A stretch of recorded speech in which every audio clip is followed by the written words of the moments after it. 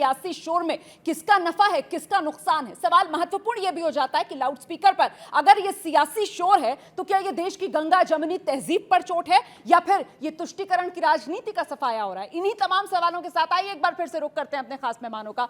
क्या हो रहा है, ये गंगा जमनी तहजीब पर चोट है या फिर तुष्टीकरण की राजनीति का सफाया? मैडम ये ना बहुत साधारण अरिथमेटिक है, मैथ्स है।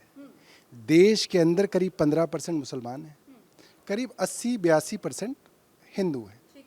अब आप हिंदुओं और मुसलमानों को लड़ाइए, उनके बीच में नफरत फैलाइए और आप हिंदुओं के साथ ये करके खड़े हो जाएं, ये सर के खड़े हो जाए कि हम हिंदुओं के ठेकेदार हैं, सिर्फ और सिर्फ हिंदुओं की वोट की अरिथमेटिक है और कुछ नहीं है। इनको ना मुसलमान से लेना ना हिंदू से लेना। 80-20 है मतलब ये, मैं एक बार जवाब ले लूं जल्दी से, ये 80-20 हो रहा है क्या?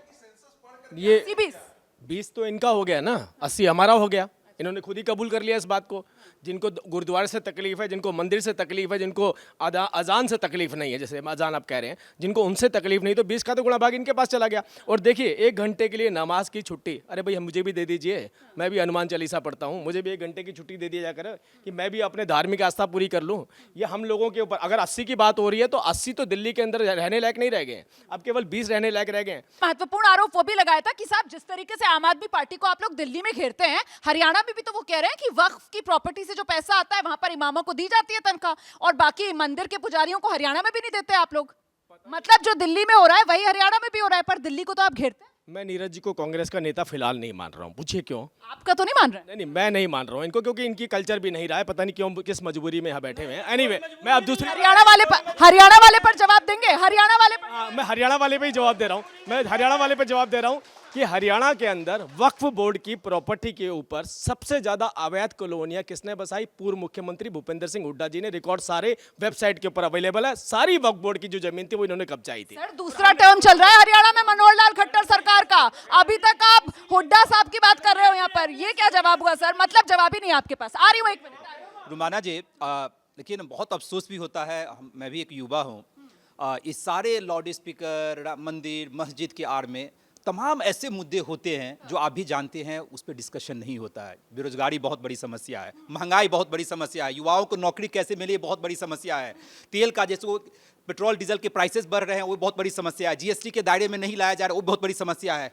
ऐसा नहीं लगता है कि अपने देश में जो महत्वपूर्ण मुद्दे हैं वो गौन हो रहे हैं और जो धर्म से रिलेटेड मुद्दे हैं वो हावी हो रहे हैं। यह भी देश के लिए और लोकतंत्र के लिए उचित नहीं है, इस पर भी सोचने की आवश्यकता है। माधव जी आपने बड़ी इंपॉर्टेंट बात की है। मैं देश के जो भविष्य है, युवा, उन्हीं का रुख करती हूँ। यहाँ पर जो माधव जी कह रहे हैं कि साहब लाउड स्पीकर जैसे मुद्दे जो हैं वो सियासी शोर उन पर जोरदार हो रहा है, और जो बुनियादी मुद्दे हैं, आपको क्या लगता है बुनियादी मुद्दा क्या है? लाउड स्पीकर या जिसकी बात कर रहे हैं माधव जी वहां पर बेरोजगारी, महंगाई, बुनियादी मुद्दा क्या है? बेरोजगारी वगैरह, अनएम्प्लॉयमेंट, ये ज़्यादा इंपॉर्टेंट अभी चल रहे हैं। लाउड स्पीकर में तो सामने दिख रहा है कि यहाँ इक्वालिटी है सब में। हनुमान चालीसा के लिए भी डेसिबल सेट कर दिए हैं, अजान के लिए भी कर दिए हैं। उन पे सियासी करना ज़्यादा सही नहीं रहेगा। अनएम्प्लॉयमेंट वगैरह जो है उन पे करे तो ज़्यादा सही रहेगा। जी एकदम सही बात है। जो मतलब अनएम्प्लॉयमेंट है वो हमारी इंडिया में बहुत बढ़ गई है, तो हमें अनएम्प्लॉयमेंट पे ज़्यादा ध्यान देना चाहिए, जबकि ये धर्म वगैरह को छोड़ के।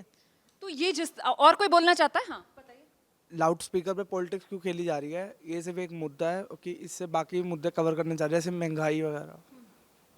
आप अनएम्प्लॉयमेंट में जैसे कह रहे हैं, अनएम्प्लॉयमेंट इस वजह से हो रही है कि ये फ्री बिजली दे रहे हैं, फ्री पानी दे रहे हैं, उससे सब लोग ये कहेंगे काम क्यों करें जब सब कुछ फ्री मिल रहा है। और जो हाई क्लास और फ्री राशन भी मिल रहा है। हाँ जी, तो उसमें जो मिडिल क्लास और हाई क्लास वाले हैं वो तो ये कहेंगे कि हम फंस गए हैं, हमारे को तो बिजली लग रही है, जो लो क्लास वाले उन्हें नहीं लग रही। ठीक है, और कोई बोलना चाहता है? हाँ खड़े हो जाइए प्लीज।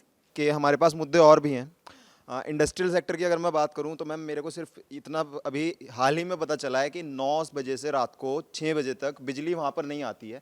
जो वर्कर पूरे दिन काम कर रहा है, रात को वो एक पंखे के नीचे भी सो नहीं पा रहा है।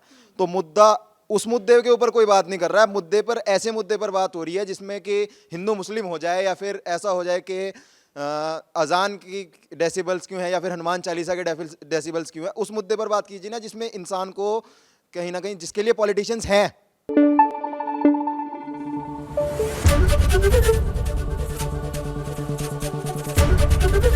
एबीपी न्यूज आपको रखे आगे।